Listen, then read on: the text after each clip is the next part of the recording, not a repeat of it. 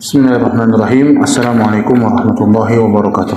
Waalaikumsalam warahmatullahi wabarakatuh. Alhamdulillah, nahmaduhu wa nasta'inuhu wa nastaghfiruh. Na'udzu billahi min syururi anfusina wa min sayyiati a'malina. May yahdihillahu fala mudilla lahu wa may yudlil fala hadiya lahu. Asyhadu an la ilaha illallah wahdahu la syarika lahu wa asyhadu anna Muhammadan abduhu wa rasuluh. Allahumma shalli wa sallim wa barik ala nabiyyina Muhammadin wa ala alihi wa ashabihi wa man tabi'ahum bi ihsanin ila yaumiddin, amma ba'du. Bapak Ibu sekalian, jamaah Masjid At-Taqwa yang dimuliakan Allah Subhanahu wa taala. Alhamdulillah, kembali pada kesempatan yang berbahagia di malam hari ini kita bisa kembali berkumpul di masjid yang mulia ini. Kembali kita mencoba menggali dan meneladani dan mempelajari sejarah kehidupan Nabi kita Nabi Muhammad SAW,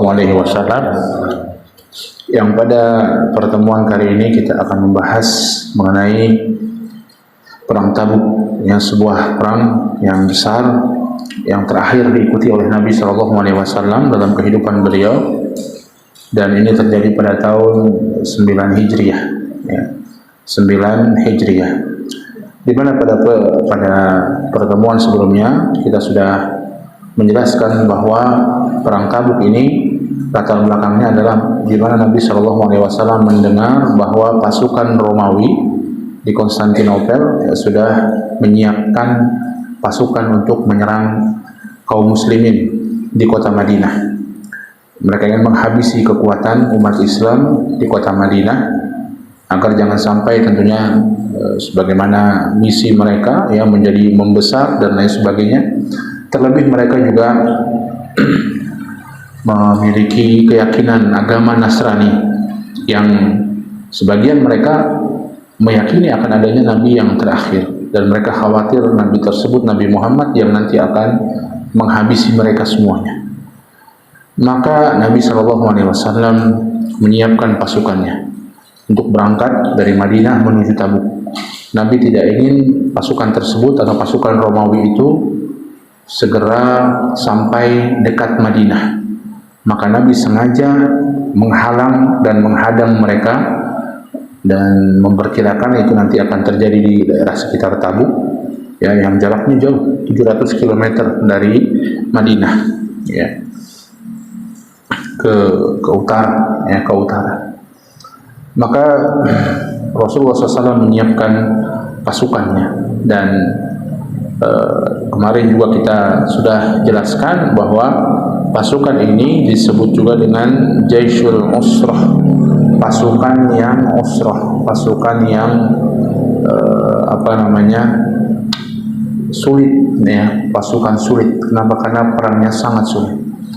Pertama, medannya Tabuk, jauh, ya, jauh.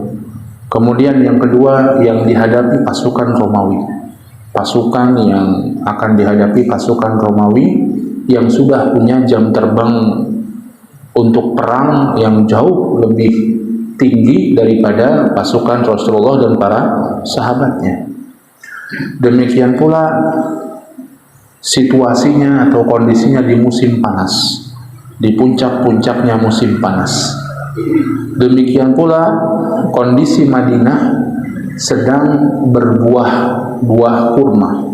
Buah kurma ini berbuahnya justru di musim panas. Jadi kondisi-kondisi tersebut menyebabkan beratnya, ya, perang Tabuk ini dipersiapkan oleh Rasulullah SAW dan para sahabatnya. Sehingga kemarin kita mengetahui di sana ada orang-orang munafik yang menggembosi. Di antara mereka menggembosi, nanti akan kita bahas di antara sebagiannya. Ada pula di antara mereka yang bersumpah di hadapan Nabi SAW dengan sumpah dan dengan alasan yang palsu, yang nggak bisa ikut perang, mungkin pura-pura sakit, pura-pura ada keperluan, pura-pura ada kepentingan, pura-pura ada uzur dan lain sebagainya. Yang Nabi SAW kalau melihat dari zahir, ya sudah, Nabi berikan uzur kalau zahirnya begitu, karena Nabi tidak tahu hal yang gaib kecuali yang diberitahu oleh Allah Subhanahu wa taala. Datang orang bersumpah pada Nabi bahwa uzur, saya sakit, saya punya orang tua yang mungkin harus diurusi dan lain sebagainya, maka Rasulullah pun ya sudah, ya, karena beliau tidak mengetahui perkara yang gaib kecuali yang disampaikan atau yang difirmankan oleh Allah Subhanahu wa Ta'ala. Di antara hal-hal yang lainnya yang dilakukan oleh orang-orang munafik pada perang Tabuk ini adalah menggembosi Nabi Shallallahu Alaihi Wasallam. Sampai info kepada Rasulullah bahwa orang-orang munafik berkumpul di rumah Suwailim al-Yahudi. Dia bekas orang Yahudi, kemudian masuk Islam, namun keimanan tidak sampai hatinya, hanya zahirnya saja, alias ya orang munafik. Dan ini bahaya bagi kaum muslimin dari zaman Rasulullah sampai zaman sekarang. Zahirnya Islam tapi hatinya justru benci dengan Islam, inginnya agar umat Islam itu tidak bisa maju, umat Islam itu tidak bisa menegakkan agamanya, umat Islam itu tidak bisa berkembang, inginnya agar umat Islam itu mundur, umat Islam itu tidak maju-maju, ya. Di antaranya Suwailim al-Yahudi, dia mengajak orang-orang untuk tidak ikut bersama Rasulullah SAW. Alasannya apa? Panas, cuaca panas, ya. Dan dia sampaikan kepada teman-temannya, ayo kampanyekan ini, sampaikan kepada orang-orang, ini cuaca panas, cuaca sangat panas, tidak mungkin kita pergi ke medan jihad seperti ini, kita malah akan menghabisi diri kita sendiri, ya, dengan panasnya, dengan teriknya cuaca. Bapak Ibu sekalian, kalau pernah ke Saudi pas musim panas, dan biasanya itu bulan-bulan Juli, Agustus, ya, ini haji, ya, musim haji yang agak berat karena kondisinya panas. Di musim panas itu sampai bahkan 45-50 derajat, bisa sampai 50 derajat, pernah sampai segitu. Bayangkan, kita sepanas-panasnya di Jogja itu berapa derajat? Masih kepala 3, ya, 35, 30, sampai 40, sampai 50 bahkan.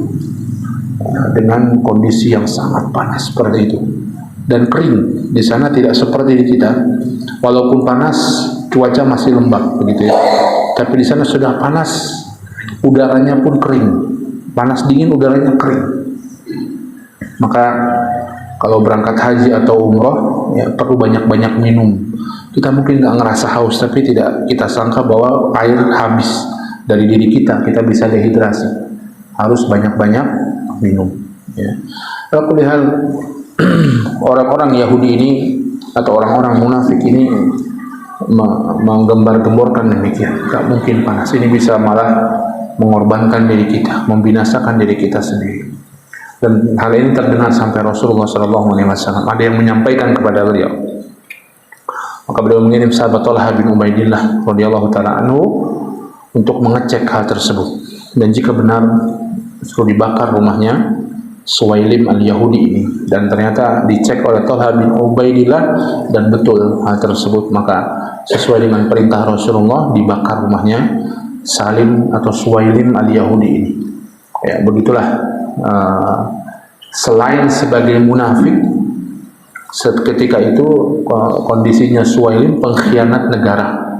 Ini hukumannya besar dalam Islam. Pengkhianat negara itu hukumannya besar dalam Islam. Boleh dihilangkan nyawanya karena dia mengkhianati negara. Yang ketika itu ya Madinah. Ya, dan ini berlaku untuk yang lainnya. Ya. Maka dibakar oleh sahabat Talha bin Ubaidillah radhiyallahu taala anhu. Maka terkait dengan hal ini Allah Subhanahu wa taala menurunkan firman-Nya di surat At-Taubah ayat 81. Banyak surat At-Taubah ini bercerita tentang perang Tabuk ini. Banyak turun seputar perang Tabuk. Kita sudah sampaikan beberapa ayat kemarin, di antaranya ayat 81. Surat yang ke-19 atau surat yang ke-9 ayat 81. Allah mengatakan ba'da'udzu billahi minasyaitonir rajim, farihal mukhallafuna bimaq'adihim khilafa Rasulillah. Orang-orang yang tinggal tidak ikut berperang, farihah, senang-senang, ya, bimaq'adihim, dengan duduknya mereka khilafa Rasulillah, di belakang Rasulullah. Mereka duduk-duduk saja di rumah, tidak mau berperang bersama Rasulullah sallallahu alaihi wasallam, dan senang dengan seperti itu. Ya, wa karihu ayujahidu bi amwalihim wa anfusihim fi sabilillah. Wa karihu, dan mereka benci untuk berjihad baik dengan harta mereka maupun dengan jiwa mereka di jalan Allah Subhanahu wa taala. Enggak senang dengan berjihad dengan harta, dengan jiwa, dengan pemikiran mereka. Dan ini orang-orang munafik. Adapun orang-orang beriman tidak demikian. Mereka senang bersama Rasulullah. Mereka senang membantu Rasulullah ketika Rasulullah masih hidup. Bagaimana ketika Rasulullah sudah wafat? Mereka senang untuk mengamalkan sunnah Nabi, untuk membantu menyebarkan sunnah Nabi. Ya. Dan mereka senang berjihad di jalan Allah dengan harta dan nyawa mereka. Bagaimana ketika Rasulullah sudah wafat? Begitu pula mereka berjihad di jalan Allah dengan harta dan nyawa mereka. Bagaimana jihadnya sekarang? Tidak ada perang.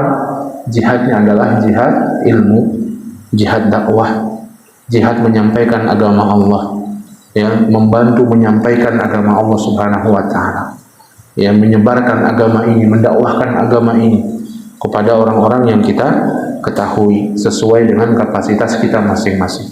Itulah jihad dengan ilmu. Dan sekarang ini medan ini begitu membutuhkan kita.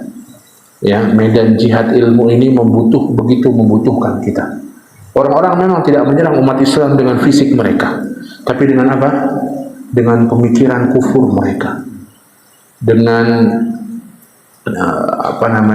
dengan berbagai macam kampanye keburukan-keburukan mereka.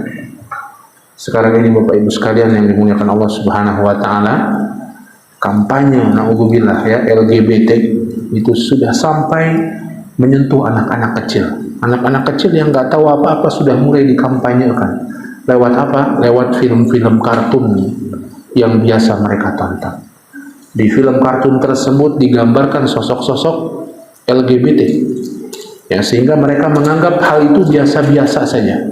Laki-laki suka laki-laki, perempuan suka perempuan, jadi biasa-biasa saja. Kenapa? Karena mereka lihat di film kartun yang mereka tonton. Ya, maka ini musibah. Ya, ini musibah. Belum lagi orang-orang yang berusaha mengingkari Tuhan, mengingkari agama, orang-orang ateis yang menyebarkan pemikiran-pemikirannya lewat media massa, lewat internet dan lain sebagainya. Sungguh butuh jihad kita untuk berperang melawan orang-orang seperti ini. Tentunya bukan perang kita membunuh mereka, tapi membantah, mematahkan argumen-argumen mereka, menjelaskan tentang Islam dan kemuliaan Islam, menjelaskan tentang keburukan dosa-dosa dan maksiat, menjelaskan tentang buruknya kesyirikan, ya, dan lain sebagainya. Perlu kita jelaskan kepada umat ini. Berjihad, mungkin kita perlu keluarkan harta, keluarkan tenaga, keluarkan waktu, kita lelah, kita berpikir dan lain sebagainya di jalan Allah Subhanahu wa taala. Insyaallah pahala besar menanti kita. Mereka mengatakan la tanfiru fil har. Jangan kalian pergi ketika cuaca panas. Ini ya, tadi orang-orang munafik mengatakan jangan ikut perang panas. Ya, dengan di sini saja kita bisa menghancurkan diri kita. Allah kisahkan begitu dalam Al-Qur'an, la tanfiru fil har. Allah sebutkan perkataan mereka untuk disampaikan kepada Nabi sallallahu alaihi wasallam. Qul naru jahannam ashaddu harran law kanu yafqahun. Katakanlah wahai Muhammad, naru jahannam ashaddu harran. Neraka jahannam sungguh ashaddu harran, lebih panas lagi seandainya mereka tahu. Ya, ketika mereka meninggalkan jihad, meninggalkan perintah Rasulullah SAW dan memprovokasi umat Islam agar tidak ikut Rasulullah SAW, maka itulah perbuatan orang munafik. Dan perbuatan orang munafik dan orang-orang munafik fid darkil asfali minan nar, di kerak neraka yang paling bawah, di kerak jahanam. Dan neraka jahanam jauh lebih panas dari sekedar panasnya bumi atau panasnya panas dunia. Ya, panas sepanas-panasnya panas di dunia dibandingkan dengan sedingin-dinginnya neraka jahanam sama dengan 70 kalinya. Ya, 70 kali panasnya. apa yang paling panas di dunia yang mungkin kita rasakan dikali 70, itulah yang paling ringan di jahanam. Na'udzubillah. Ya, yang paling ringan di jahanam. Maka bayangkan, kita kesundut rokok saja, kalau ada rokok nyala begitu ya, kita keinjak, sakitnya, sakit bukan? Sakit, baru kesundut rokok. Ya, kita kalau kena knalpot, kalau zaman sekarang sudah ada pelindungnya ya. Kalau zaman dulu knalpot itu yang masih langsung besi. Ya, kalau kena kaki kita atau kena tangan kita kebetulan langsung mengelupas, ya, pedih mengelupas. Itu baru knalpot saja. Ya. Paling panas di dunia dikali 70. Itulah neraka atau panasnya neraka yang paling ringan. Alhamdulillah. Qul naru jahannam asyaddu harran. Katakanlah neraka jahanam jauh lebih panas. Kalau kalian tetap dalam kemunafikan, ujungnya neraka jahanam, dan itu jauh lebih panas. Lau kanu yafqahun, seandainya mereka paham, seandainya mereka mengetahui hal tersebut, tapi mereka tidak beriman dengan hal tersebut. Mereka menginginkan kehidupan dunia daripada kehidupan akhirat. Pengen santai-santai di dunia, pengen senang-senang saja di dunia, tidak mau susah-susah di dunia, ya, bahkan memprovokasi manusia untuk menyelisihi Rasulullah SAW. Ya, di zaman ini ada tidak ada, Rasulullah sudah wafat, tapi Rasulullah meninggalkan pada kita sunnahnya, ajarannya. Ada orang-orang yang banyak memprovokasi orang untuk nggak usah ikutin sunnah Rasulullah. Itu mah budaya orang Arab, ya, itu mah budaya orang-orang padang pasir, nggak usah diikutin. Kita harus punya budaya kita sendiri, ya. Tanah suci itu nggak usah ke sana, Indonesia juga suci tanahnya katanya, dan lain sebagainya, ya, dengan apa yang ada pada pikirannya, ya. Alhamdulillah. Maka naru jahannam asyaddu har, ya, neraka jahanam lebih panas wahai orang-orang munafik. Cuman keluar saja, ya, panasnya dunia tidak seberapa. Ya, semoga Allah melindungi kita dari azab jahanam dan menjadikan kita bagian dari penduduk surga Allah Subhanahu wa taala. Kemudian di antara peristiwa yang terjadi pada perang Tabuk ini, ketika Rasulullah SAW sudah jalan, ya, seorang sahabat yang bernama Abu Khaisamah radhiyallahu taala anhu, beliau baru datang ke Madinah, Safar baru datang ketika Rasulullah sudah berangkat bersama sahabatnya. Ya, nggak tahu ada apa kondisinya dan lain sebagainya, ya. Dulu mungkin orang kalau sekarang sudah kabar-kabaran lewat WA. Ini Rasulullah mau berangkat di WA gitu ya. Lagi siap, nggak tahu, orang dulu kan nggak ada. Ya, datang, ya, seperti biasa disambut oleh istri-istrinya, disiapkan makanan, disiapkan minuman yang dingin, yang sudah panas-panasnya. Tapi melihat kok sepi Madinah. Ya, sepi Madinah, pada kemana? Yang sisa sebagian sahabat yang memang disuruh tinggal Rasulullah seperti Ali bin Abi Thalib dan yang lainnya, orang-orang lemah, ya, orang-orang yang sakit, yang mengurus mereka, yang orang-orang ada pula orang-orang munafik. Rasulullah, sahabat-sahabat yang besar, sahabat-sahabat yang agung, pada nggak ada. Bu Haitham nanya sama istrinya, kemana mereka semua? Maka diceritakan mereka semua sudah pergi untuk berperang, ya, sudah pergi untuk perang Tabuk. Maka belum sempat untuk menyicipi apa yang sudah disiapkan oleh istri-istrinya tersebut. Abu Khaisamah langsung minta agar disiapkan perbekalan perang beliau, yang minta disiapkan hewan tunggangan, kuda dan lain sebagainya. Maka bersiap-siaplah beliau dan langsung menyusul Nabi SAW. Masya Allah, ya. Begitu semangatnya para sahabat Nabi SAW untuk untuk bersama dengan beliau. Keimanan betul-betul tertancap pada hati mereka. Baru pulang safar, ya, langsung jalan lagi. Untuk apa? Untuk berjuang bersama Nabi SAW. Maka keluar Abu Khaisamah menunggangi hewan tunggangannya, ya, datang dengan cepat tentunya mengejar Nabi SAW. Dari jauh sebagian sahabat melihat ada orang yang kok datang gitu. Mereka mengatakan, ya Rasulullah, raqibun muqbil. Ya Rasulullah, itu ada orang yang datang ke kita, ya, menuju kita.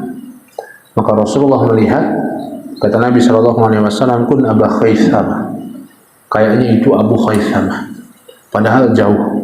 Terutama ada yang menjelaskan ini mukjizat Nabi SAW, atau ada yang menjelaskan Rasulullah diberikan kemampuan dari fisiknya untuk dengan kekuatan fisik yang prima, sehingga penglihatan beliau lebih tajam daripada penglihatan siapapun.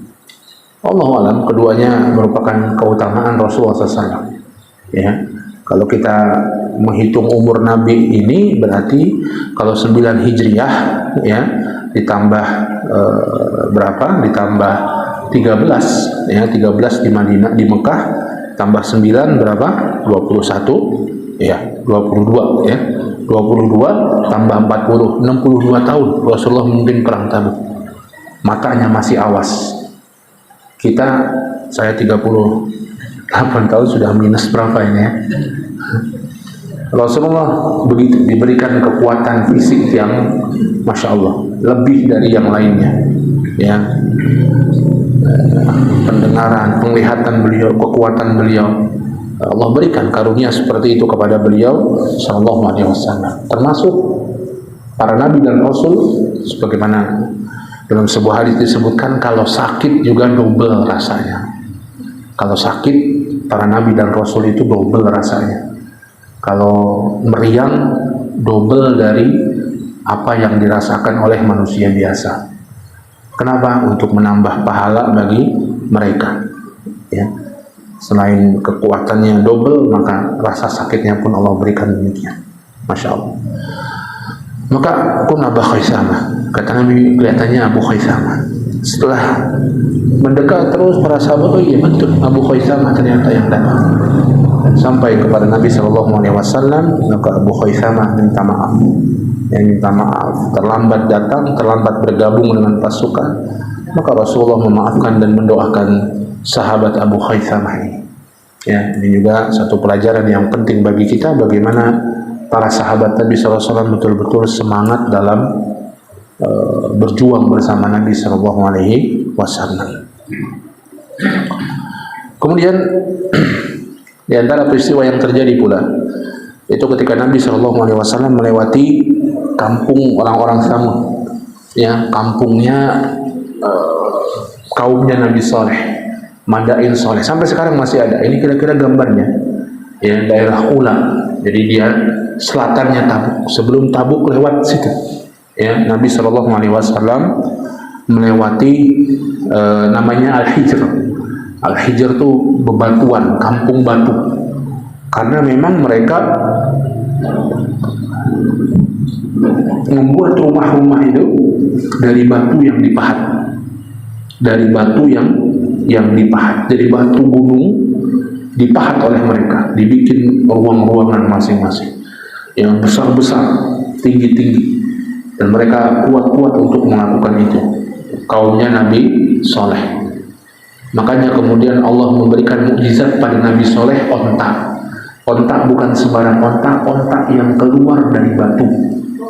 Karena mereka mukjizat atau kemampuan mereka itu, ya, maka mereka minta mukjizat, diperlihatkan mukjizat pada Nabi Saleh. Maka Nabi Saleh pun berdoa pada Allah dan Allah jadikan ontak keluar dari batu. Bukan sekedar ontak batu, tapi ontak hidup, ya, keluar dari batu. Bukan sekedar bisa hidup, mereka pun bisa memerah susunya dari batu. Dan ini diantara makhluk yang tidak punya bapak ibu, yaitu ontaknya Nabi Saleh. Selain Nabi Adam, ya, ada Nabi Isa juga tidak punya ayah, ada Hawa tidak punya ibu, ada yang tidak punya bapak ibu, Nabi Adam dan ontaknya Nabi Saleh, nggak ada bapak ibunya, ya. Maka sedikit tentang Nabi Saleh ini. Maka Allah Subhanahu wa Ta'ala menyuruh Nabi Saleh untuk menyuruh kaumnya agar memelihara onta itu, jangan diganggu.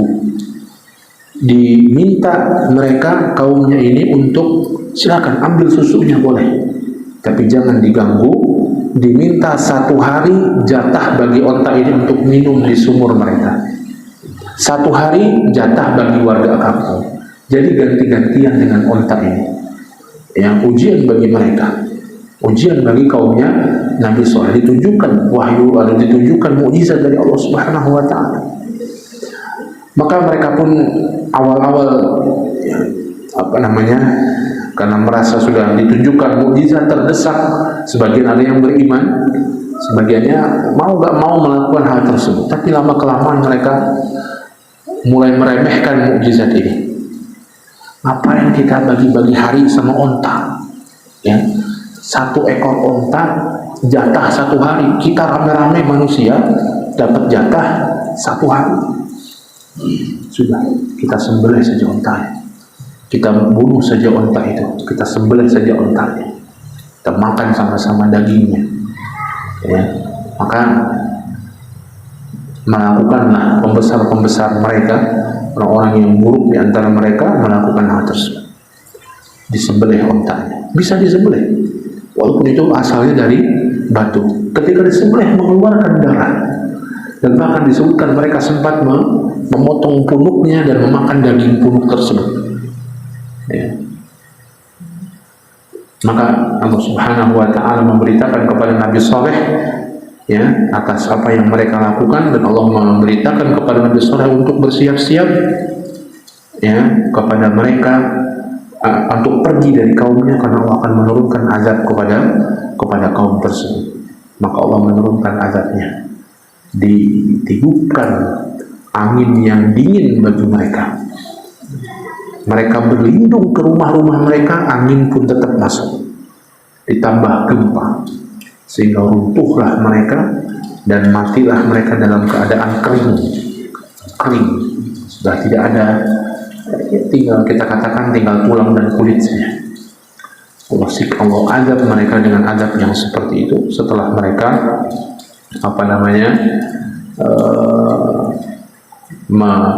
mengingkari mukjizat yang mereka sudah lihat dengan mata kepala mereka sendiri, ya. Mereka bukan ingin mengingkari Nabi, tapi mereka sombong dengan ayat-ayat Allah Subhanahu wa Ta'ala. Nah, dalam perjalanan Tabuk ini Rasulullah melewati kampung ini, ya. Maka di sana ada sumur tersebut, ya, dan Nabi SAW melarang.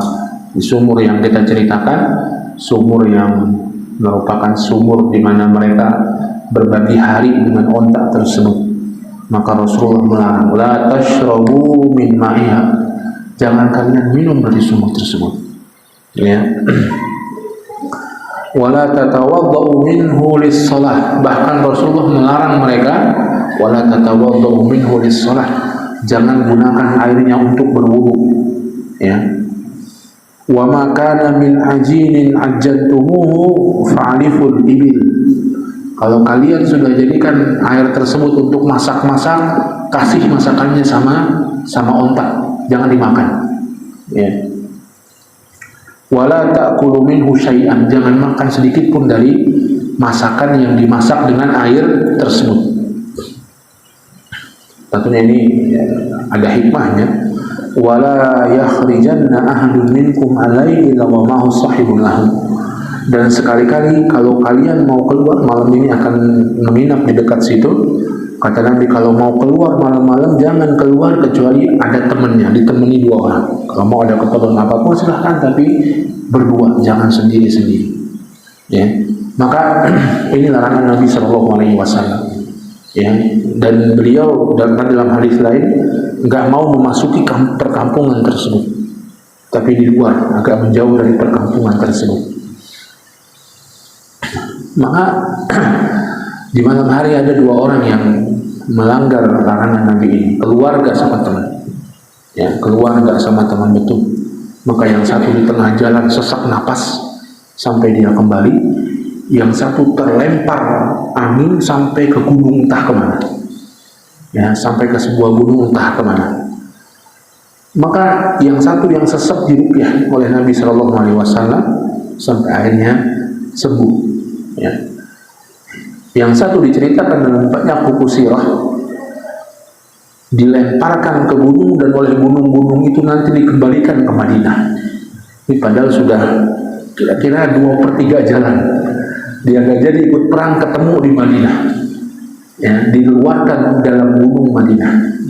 Ya, Nabi SAW meminta kepada gunung-gunung tersebut untuk mengeluarkan dengan izin Allah Subhanahu wa Ta'ala. Ya. Maka itu yang terjadi pada sebagian mereka. Ya, dan kemudian ketika mereka ingin minum bagaimana? Nabi SAW berdoa pada Allah. Kalau Allah Subhanahu wa Ta'ala turunkan hujan, bukan dari minum sumur di Madain Saleh itu, turunkan hujan. Akhirnya hujan yang lebat. Sebagian ada orang-orang munafik yang masih ikut bersama rombongan dengan berat hati mereka ikut.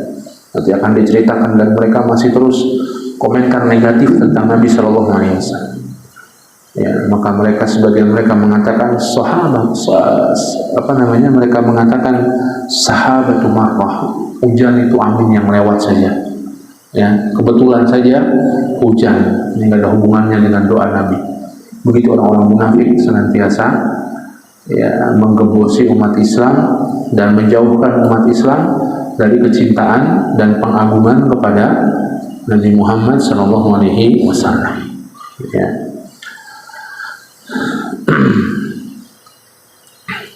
Ini diantara tentang kisah Samud, banyak sekali dalam Al-Quran. Diantara dalam surat Al-A'raf Allah sebutkan fa'aqarun naqah, maka mereka pun sembelih unta betina itu.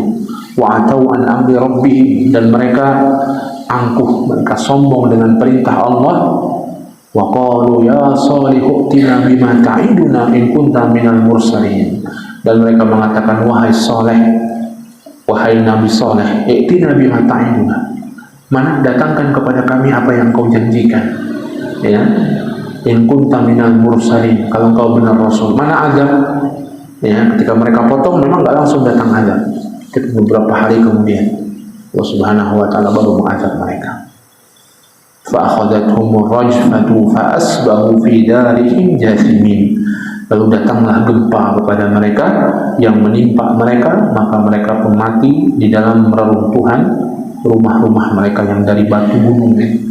Ya. Allah jadikan azab seperti itu. Dan dalam satu hadis Nabi SAW dari Imam Bukhari, la tadkhulu ala haula'il mu'azzabin, jangan kalian masuk ke kampung-kampung itu. Dilarang oleh Nabi untuk masuk ke kampung itu. Illa an takunu bakin, kecuali dalam keadaan kalian menangis. Ya. Fa in lam takunu bakin fala tadkhulu alaihim. Kalau kalian tidak dalam keadaan menangis, jangan masuk ke sana. La yusibukum ma asabahum, jangan sampai kalian tertimpa apa yang menimpa mereka. Ya, ini larangan Nabi SAW untuk masuk tempat tersebut. Sebagian para ulama ada yang kemudian menyimpulkan dari sini dua kesimpulan yang berbeda. Yang pertama, mereka ada yang mengatakan ini khusus bagi Madain Saleh. Ini khusus bagi Madain Saleh. Jangan begitu-begitu di Madain Saleh. Bisa jadi tertimpa apa yang menimpa bagi mereka, dan Nabi menyebutkan ini dari wahyu dari Allah Subhanahu wa Ta'ala. Ya. Ada yang mengatakan yang kedua umum, yaitu dari wallahu alam ini yang rajih, yang tepat, jangan sampai seorang muslim mendekati tempat-tempat yang buruk. Ya. Termasuk di antara tempat-tempat yang buruk adalah tempat-tempat yang pernah diazab oleh Allah Subhanahu wa Ta'ala. Sehingga termasuk dalamnya Madain Saleh ini berlaku umum bagi tempat ini, ya, tempat orang-orang yang buruk, tempat orang-orang yang katakanlah mungkin di tempat itu juga disembah selain Allah Subhanahu wa Ta'ala, nggak usah dekat-dekat situ. Ya, khawatir mati di situ, mati dalam keadaan yang buruk juga.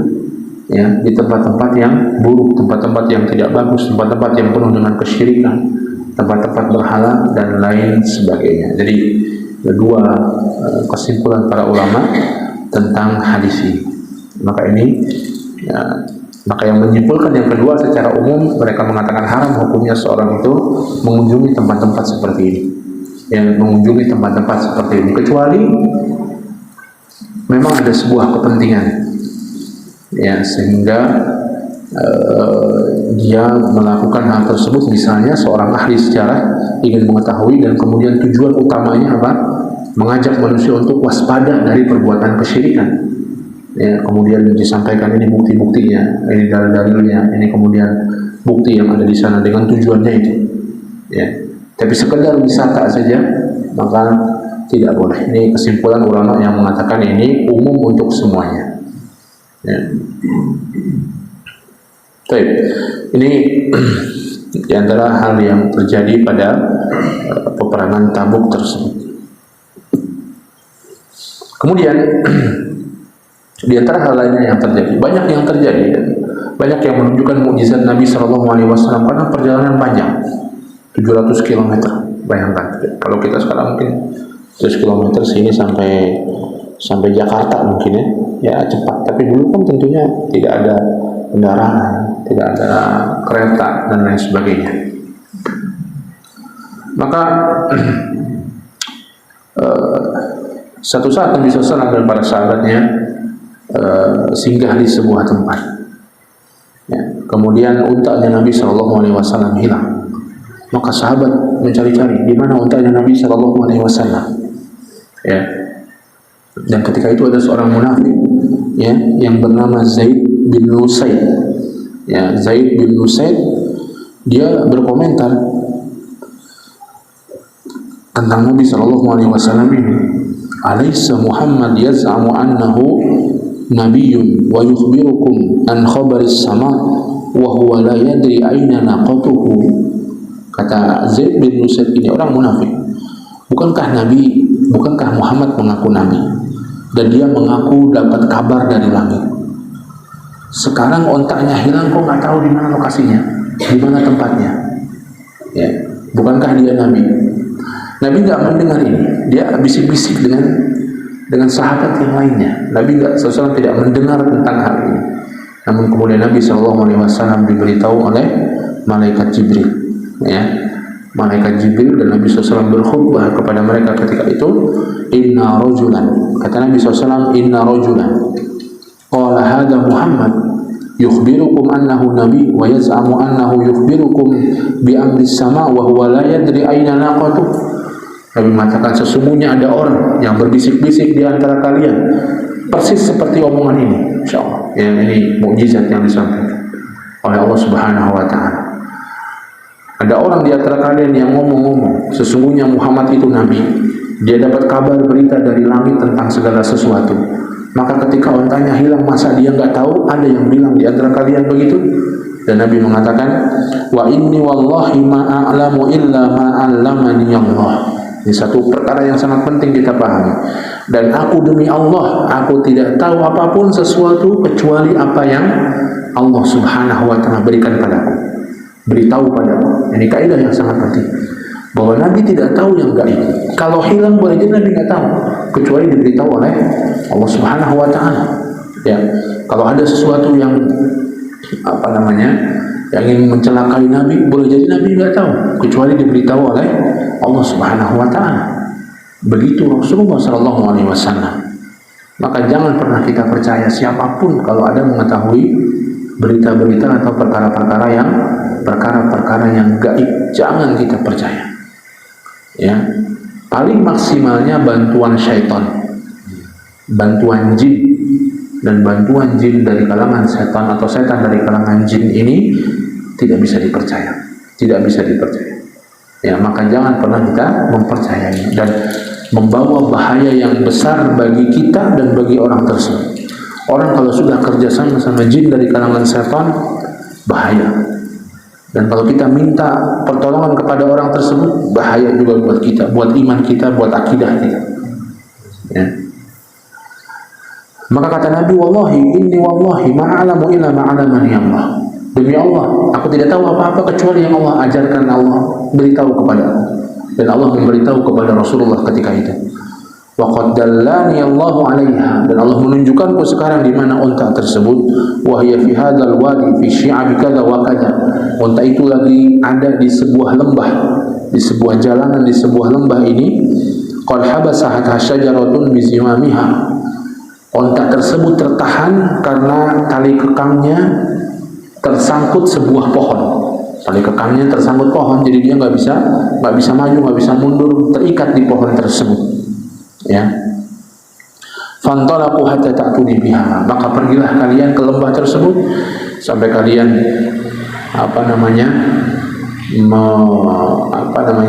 membawa unta itu kepadaku.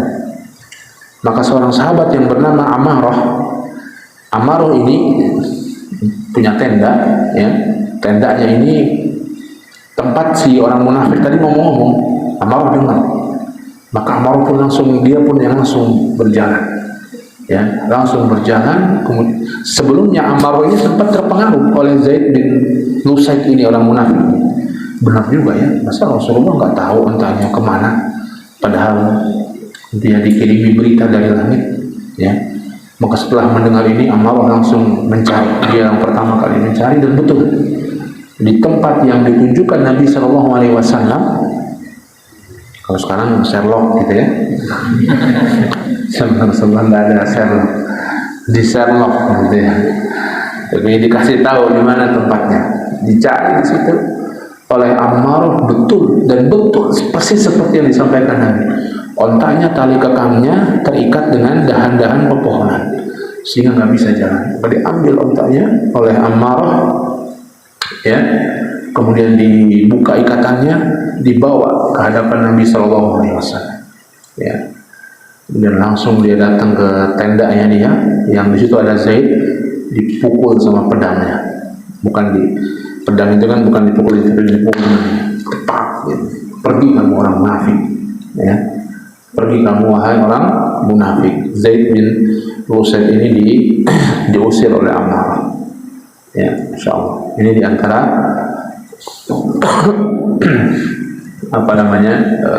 peristiwa yang terjadi pada perjalanan, ya, dari Madinah ke Tabuk, ya. Kemudian peristiwa yang lainnya, sahabat Abu Dzar Al-Ghifari radhiyallahu taala anhu, Jundub bin Junadah, nama beliau Jundub bin Junadah.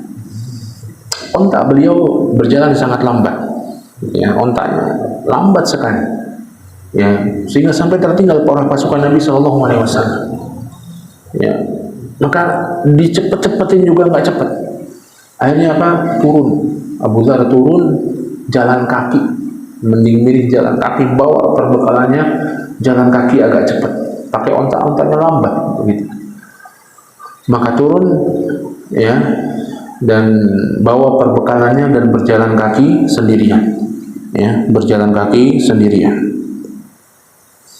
Maka Nabi SAW atau para sahabat sebagian tadi melihat dari jauh ada orang yang jalan, ya. Siapa itu ya Rasulullah? Ada orang yang jalan itu ya Rasulullah ke kita. Kun Abu Dzar, kun Abu Dzar. Kayaknya dia Abu Dzar. Ya, tadi Rasulullah SAW dari jauh sudah bisa melihat orang, ya. Maka ketika dekat, betul ya Rasulullah Abu Dzar. Maka Nabi SAW bersabda, rahimallahu Abu Dzar yamshi wahdah wa yamutu wahdah wa yub'atsu wahdah. Semoga Allah merahmati Abu Dzar. Dia datang jalan sendirian, nanti dia bakal mati sendirian, dan akan dibangkitkan oleh Allah juga sendirian, insyaallah, ya. Datang sendirian pada momen itu, dia datang sendirian, akan mati sendirian. Sudah terjadi belum, ya. Nanti baru wafatnya beliau di masa Utsman bin Affan, di masa kekhalifahan Utsman bin Affan, dan akan dibangkitkan sendirian, kata Nabi begitu, ya. Dan ini juga terus tahun berganti, Rasulullah wafat, diganti khalifah Umar, diganti Abu Bakar, diganti Utsman. Abu Dzar ini beliau orang yang berani, ya. Di awal kisah beliau orang yang pertama kali masuk Islam, ya. Kita tahu di awal kisahnya beliau orang yang teriak-teriak dekat Ka'bah, saya beriman, sampai dikeroyok sama orang-orang Quraisy. Rasulnya diam, nggak usah teriak-teriak begitu, udah diam saja. Khawatir Abu Dzar justru malah nanti tewas gitu ya, dikeroyok oleh orang-orang Quraisy. Keberanian beliau luar biasa, semangat beliau berdakwah luar biasa, dan itu bertahan dalam diri beliau sampai di masa sebagian sahabat daerah meluas.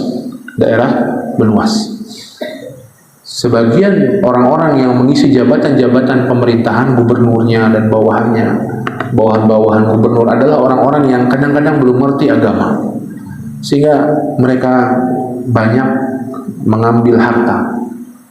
Dan Abu Dzar di antara orang yang banyak mengingatkan orang-orang tersebut, bersikaplah kalian seperti Rasulullah, bersikaplah kalian seperti yang Allah, sederhanalah kalian.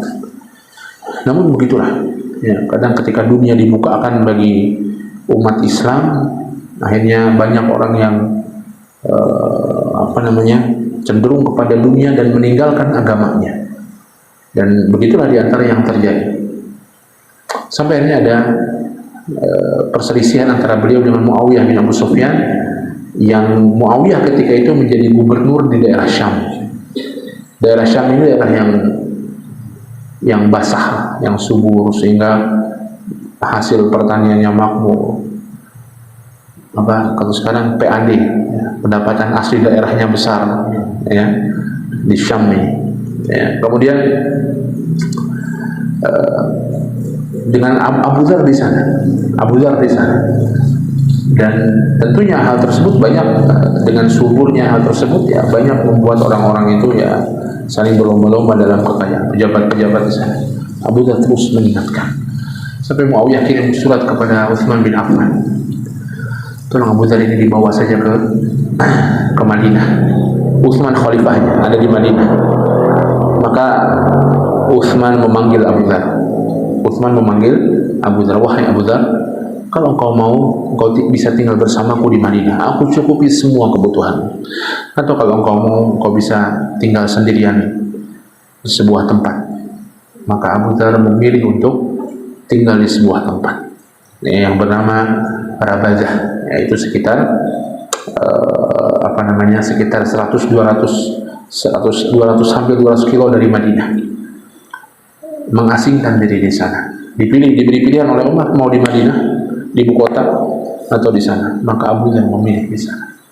Dia bawa istrinya, dia bawa anaknya, dan dia bawa pelayannya, pembantunya. Sampai akhirnya beliau pun menjelang wafat di sana. Ya, sampai menjelang wafatnya hanya ada istrinya dan pembantunya saja. Bahkan tidak ada untuk mengkafani, tidak ada kain kafan untuk mengkafani. Maka Abu Dzar berpesan, kalau aku wafat, kafani aku, taruh mayatku di jalan, katakan pada orang-orang ini sahabatnya Rasulullah, agar orang-orang bisa membantu untuk menguburkan jenazahku. Di rumah cuma ada istrinya dan budaknya yang juga perempuan, gali kubur nggak bisa. Maka wafatlah Abu Dzar, dilakukan sebagaimana pesan Abu Dzar, diletakkan mayatnya di depan, agar kalau ada orang lewat di jalan, adalah terpencil tapi ada jalan, orang bisa bantu untuk menguburkan jenazahnya Abu Dzar. Maka lewatlah ketika itu rombongan sahabat Abdullah bin Mas'ud radhiyallahu taala anhu. Abdullah bin Mas'ud di antara ulama dari kalangan sahabat. Maka melihat hampir terkena kaki ontanya beliau. Ada jenazah, ya, ada mayat, siapa ini? Maka ada orang yang datang, yang ialah pembantunya Abu Dzar. Ini Abu Dzar, sahabatnya Nabi SAW. Dilihat oleh Ibnu Mas'ud, betul. Ibnu Mas'ud tahu bagaimana Abu Dzar, betul. Maka menangislah Ibnu Mas'ud, Abdullah bin Mas'ud radhiyallahu taala anhu, ya, dan beliau pun teringat dengan sabda Nabi SAW pada perang Tabuk. Rahimallahu Abu Dzar yamshi wahda wa yamutu wahda wa yub'atsu wahda. Semoga Allah merahmati Abu Dzar, dia datang sendirian pada perang Tabuk, wa yamutu wahda, dan dia akan mati sendirian. Dan betul terjadi di masa Khalifah Utsman bin Affan. Wa yub'atsu wahda, dan dia akan dibangkitkan oleh Allah sendiri.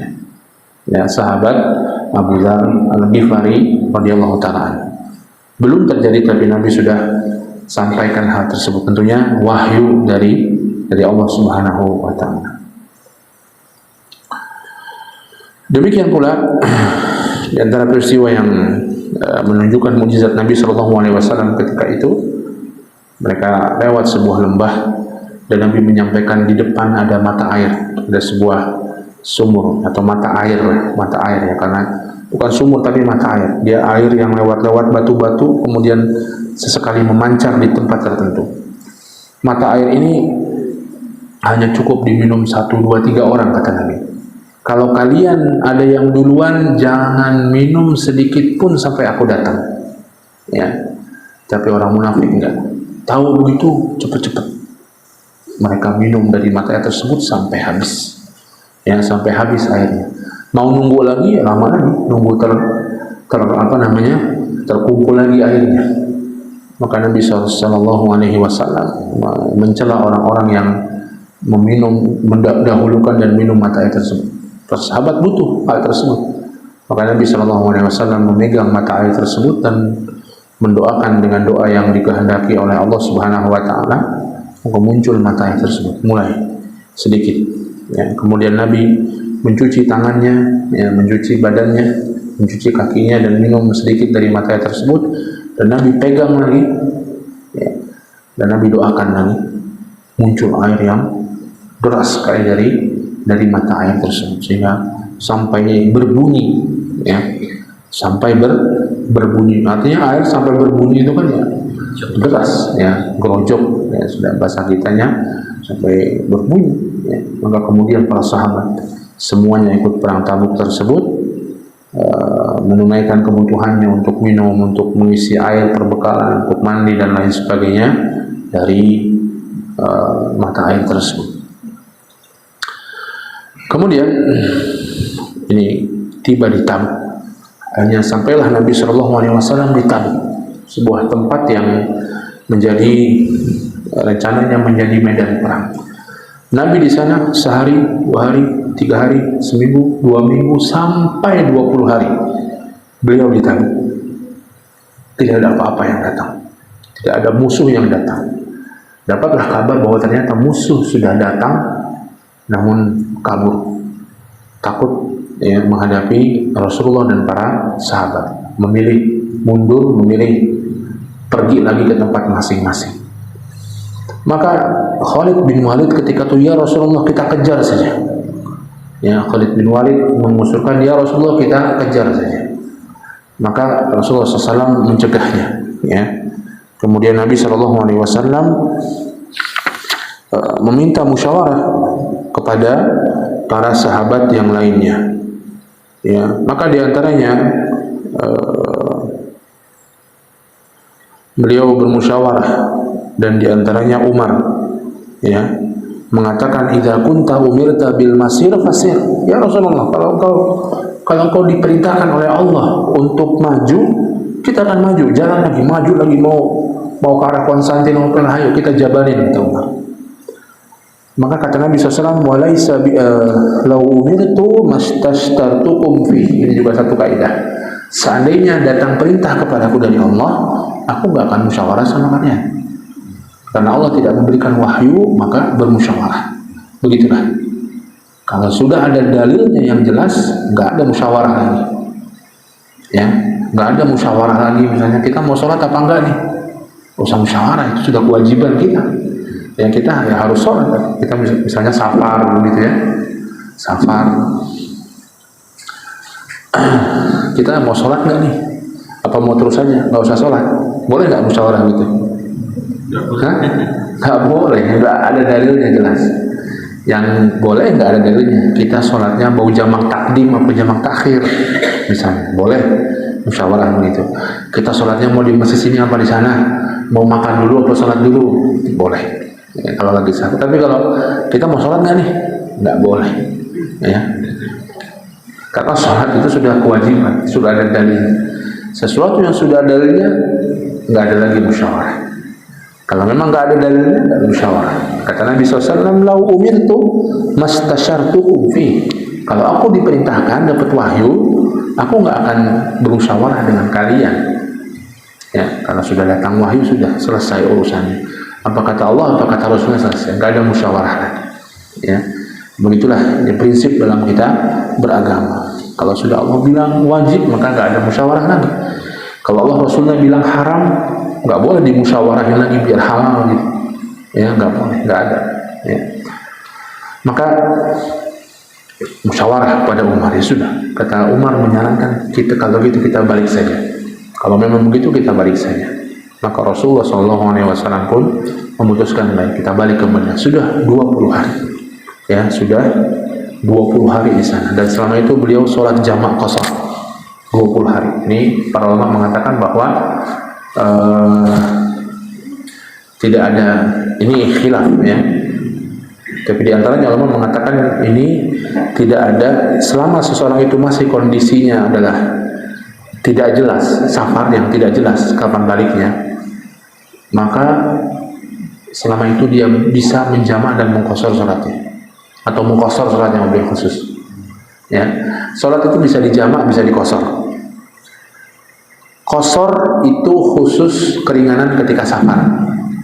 Ya, kalau kita safar boleh qashar. Qashar itu meringkas, yang 4 jadi 2, itu aja. Yang 3 nggak bisa jadi 1,5. Ya, yang 2 jadi 1 nggak bisa. Yang subuh tetap, yang maghrib tetap. Tapi yang 4 jadi 2 rakaat. Dan ini ketika safar. Jamak itu boleh bukan safar. Ada kesulitan boleh jamak. Sulit ya. Orang misalnya mau operasi, dokter mau operasi. Operasinya dari jam 11 sampai jam 5. Ya. Atau sampai jam setengah 5, jam 4 misalnya. Dan kalau dia tinggal, mati orang yang dioperasi, meninggal bisa. Maka dokter ini boleh menjamak sholatnya. Dia akan berarti lewat sholat duhur, sholat asar, sholat duhurnya di sholat asar. Kalau dokter ini safar juga, rumah sakitnya jauh sampai dia safar, dia boleh jamak qashar. Tapi kalau nggak safar, rumah sakitnya di sini juga, hanya jamak saja. Jamak itu kalau ada kesulitan. Ya. Maka Rasulullah selama 20 hari jamak qashar. Ya. Maka selama itu beliau jamak qashar, dan ini sekarang dijadikan tempat itu dijadikan masjid sekarang di Tabuk, namanya Masjid At-Taubah. Ya, kenapa disebut Masjid At-Taubah? Karena tentang Tabuk ini turun surat At-Taubah. Ya, disebut juga sebagian Masjid Nabawi karena disitulah Nabi SAW, Masjid Nabawinya Tabuk. Ya, karena disitulah Nabi SAW berhenti dan sholat di tempat tersebut. Ya, walaupun tidak punya keutamaan seperti Masjid Nabawi di Madinah. Ya, tapi sekedar Nabi SAW menjadikan tempat itu sebagai tempat sholat. Maka sampai sekarang dibikin masjid, namanya Masjid At-Taubah. Maka sudah kembali perang Tabuk, dan begitulah perang Tabuk. Tidak ada perangnya jadinya, ya, tidak ada perangnya. Namun ujiannya sudah cukup. Beratnya medan perang Tabuk, beratnya untuk pergi, itu ujian bagi para sahabat. Apakah mereka betul-betul mentaati Allah dan Rasulnya, dan terpisahkan orang yang munafik dan orang-orang yang beriman. Maka mereka kembali ke Madinah. Bagaimana setelah kembali dan di Tabuk, nanti ada sebuah khutbah yang disampaikan Nabi SAW. Insyaallah akan kita bahas pada pertemuan yang akan datang biidznillah. Ya, dari khutbah tersebut. Dan sepulang dari perang Tabuk itu Rasulullah sambil lewat sambil dakwah. Ya, sambil pulang ke Madinah sambil dakwah ke kabilah-kabilah yang ada. Nah, Bapak Ibu sekalian yang dimuliakan Allah Subhanahu wa taala, ini yang bisa kita sampaikan terkait dengan perang Tabuk. Ya, insyaallah akan kita lanjutkan pada pertemuan berikutnya insyaallah. Silakan jika ada pertanyaan yang bisa kita jawab, yang tidak bisa maka nanti bisa ditanyakan kepada yang lain. Wallahu a'lam bishawab.